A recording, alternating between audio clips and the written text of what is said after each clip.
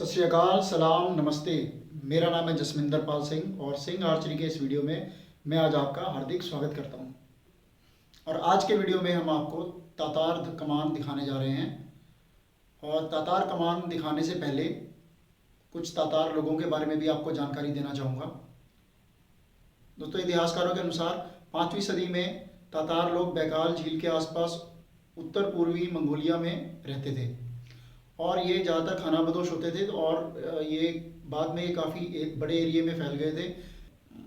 और आज भी इनकी ब्लड लाइन जो है वो रूस, हंगरी, यूक्रेन, क्रीमिया, तुर्की, इन सब जगहों में पाई जाती है।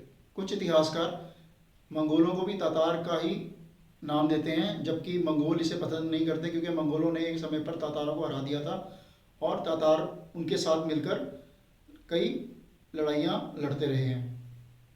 इसलिए मंगोल अपने आप को अलग कहते हैं और मंगोल अपने आप को तातार कहलाना पसंद नहीं करते।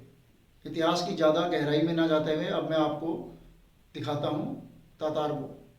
दोस्तों, ये है वो तातार वो।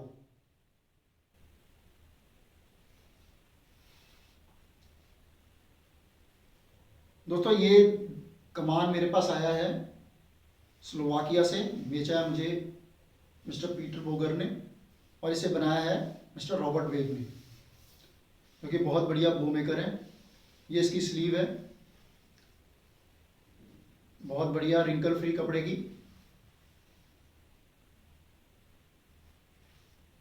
Very nice. और दोस्तों, ये है वो तातार वो। ये इसका स्ट्रिंग कीपर है साथ में।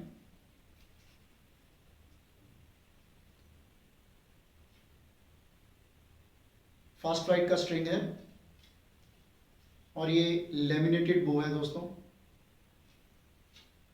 आइए इसको ज़रा तफसील से इसके बारे में बताता हूँ। दोस्तों, ये लेमिनेटेड कमान है। इसके जो सियाज हैं बहुत बढ़िया तरीके से एग्रेसिवली बने हुए हैं, आप देख सकते हैं। और यहाँ पर इन्होंने मिकाटा की पैडिंग दे रखी है दोनों तरफ। सियाज बहुत अच्छे तरीके से क्राफ्टेड है। लेदर का यहाँ पर स्ट्रिंग पैड दिया हुआ है।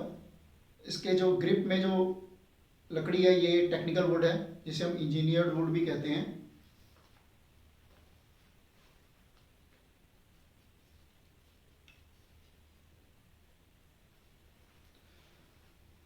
आप इसका डिज़ाइन देखिए। ग्रिप साइज मेरे हिसाब से बहुत बढ़िया है, स्लीक है, बहुत स्लीक ग्रिप है। और इसका जो कर्व है आप वो देख सकते हैं कैसे इसका कर्व जा रहा है, एक बार यहाँ से उभरता हुआ और यहाँ से एग्रेसिवली ऊपर की तरफ जाते हुए, जिससे इसकी जो शेप है वो रिकर्व शेप ये दे रहा है आपको। फिनिशिंग इसकी बहुत ही लाजवाब है, बहुत स्मूथ फिनिशिंग है इसकी। यहाँ इस पर इसका सिग्नेचर दे रखा है वेग, और साथ में इसका स्पेसिफिकेशन दे रखी है 36 LBS। इसके अलावा कमान पर और कोई जानकारी नहीं है। और दोस्तों, ये देखने में बहुत सुंदर और शानदार दिखाई दे रहा है।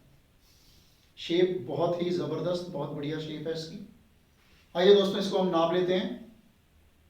इसकी जो लिम्ब की चौड़ाई है वो 1.5 इंच की है।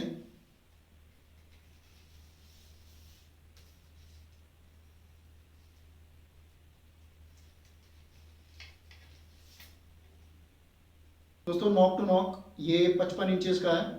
इसके स्ट्रिंग की लंबाई भी देख लेते हैं।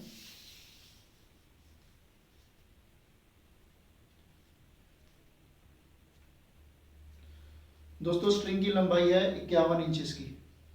दोस्तों, आइए इसको ब्रेस करते हैं।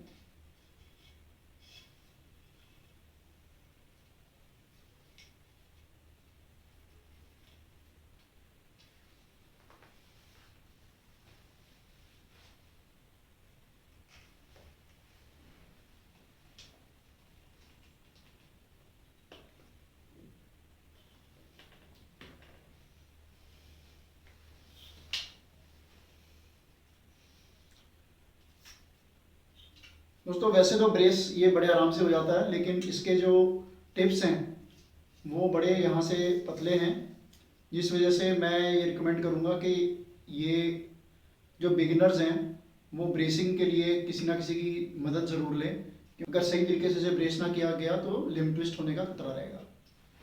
इसके अलावा दोस्तों, ब्रेस हो जाने के बाद इसकी जो ब्रेस हाइट है वो आपको बता देता हूँ। दोस्तों, इसकी ब्रेस हाइट है 8.5 की। अगर हम इसको यहाँ से नापते हैं तो दोस्तों, इसका जो एरोपास का एरिया है वो आधे इंच का है, तो उससे इसकी एक्यूरेसी लेवल बहुत बढ़ जाता है। और अब मैं इसको आपके सामने खींच के दिखाता हूँ, ड्रॉ करके दिखाता हूँ। वाह, वाह।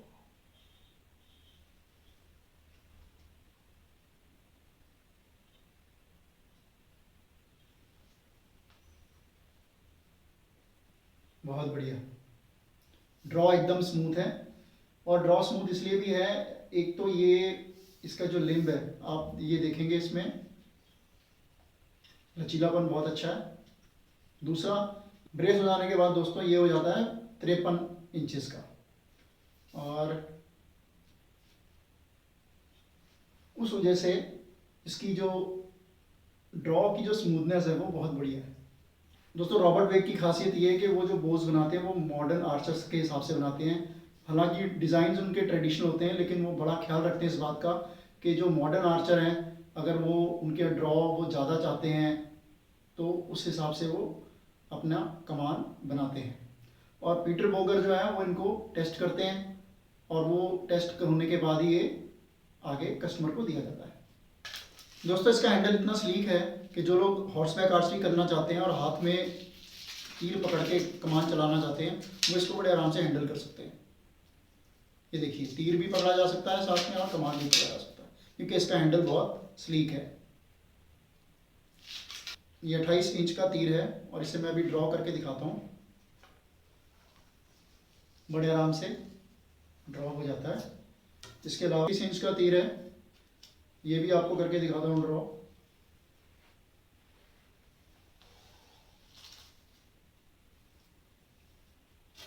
बड़े आराम से 33 इंच भी ये ड्रॉ हो जाता है।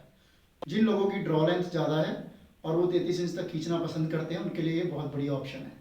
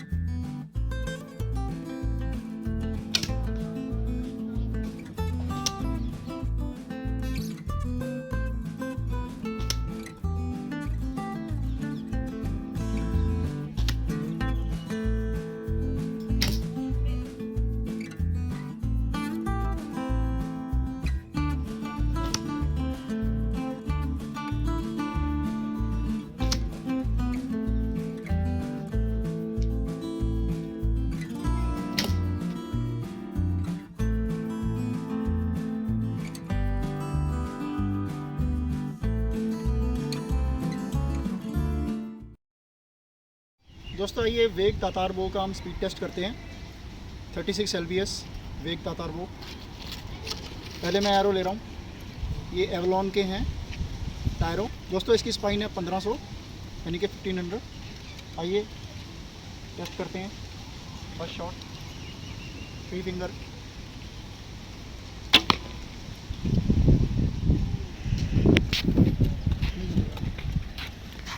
It's 216 FPS. Same arrow.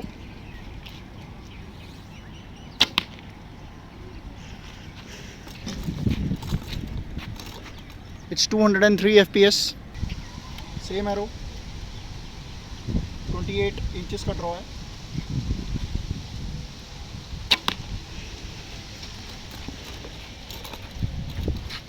It's 211 FPS. अब मैं यूज़ करने जा रहा हूँ पाइनवुड एरो। इसकी लेंथ 30 इंचेस की है। 163 FPS।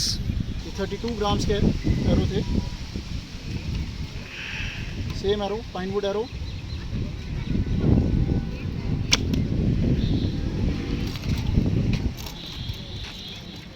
It's 166 FPS. It's 148 FPS. दोस्तों मैं यूज़ कर रहा हूँ बेम्बू एरो 28 इंचेस के 19 gram bamboo arrow.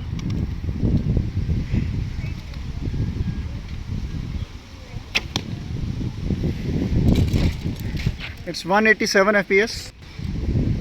Same bamboo arrow, Indian bamboo arrow.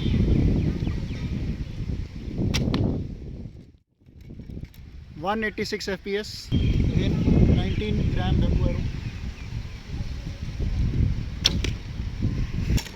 185 FPS। दोस्तों मैं यूज़ कर रहा हूँ पाइनवुड एरो 28 इंचेस की एंड 28 ग्राम्स।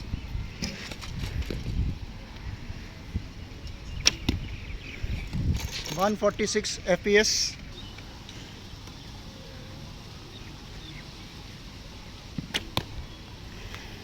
One 156 FPS।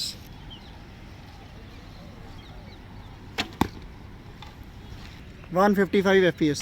आइए दोस्तों इसका हम रिव्यू करते हैं। हाईएस्ट है 216 FPS, लोएस्ट है 146 FPS, average is 176 FPS।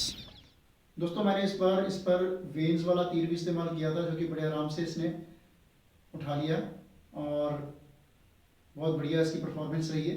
Veins हैं वो 2 इंच की हैं और ये एवेलॉन टायरो का ये तीर है। हम ट्रेडिशनल आर्चरी में वैसे ज़्यादातर तो हम फेदर्स को ही प्रेफर करते हैं कि पंख वाले तीर हों, लेकिन इस धनुष के साथ मैंने ये जब इसको इस्तेमाल किया है तो वो कोई दिक्कत नहीं आई है, तो इसको हम इस्तेमाल कर सकते हैं।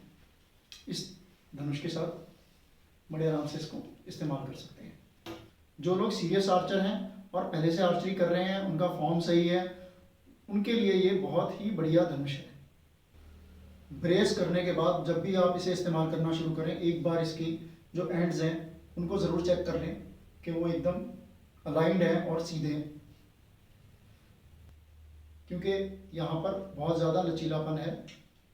इसकी बनाया ही मिस्टर वेग ने इस तरीके का है कि ये बहुत ही पावरफुल और लचीलापन इसके अंदर है, जिस वजह से इसकी स्पीड जो आमतौर पे जो 36 LBS के बोझ होते हैं उनकी 200 से के करीब ऐसी स्पीड नहीं आती, 216 वगैरह की। ये इसकी परफॉर्मेंस है। 36 LBS में ये 216 की स्पीड दे रहा है आपको। ये इसकी खासियत है। दोस्तों शुरू में जब इस धनुष को मैंने इस्तेमाल किया तो इसमें मुझे वाइब्रेशन मिलती थी हल्की सी, और धीरे धीरे वो वाइब्रेशन खत्म हो गई। हैवी एरोस को बहुत बढ़िया तरीके से उठाता है, हल्के एरोस को भी ये बड़े आराम से उठा लेता है, कोई दिक्कत नहीं है।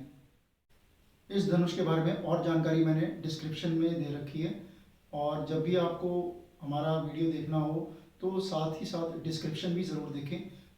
कुछ जानकारी जो वीडियो में नहीं होती हम डिस्क्रिप्शन में भी दे देते हैं। Thank you, Peter, for sending this bow to me, and Mr. Robert Wade for making such a beautiful bow. And I hope and appreciate that you continue to make such beautiful bows for budding archers and keep on serving traditional archery. Thank you.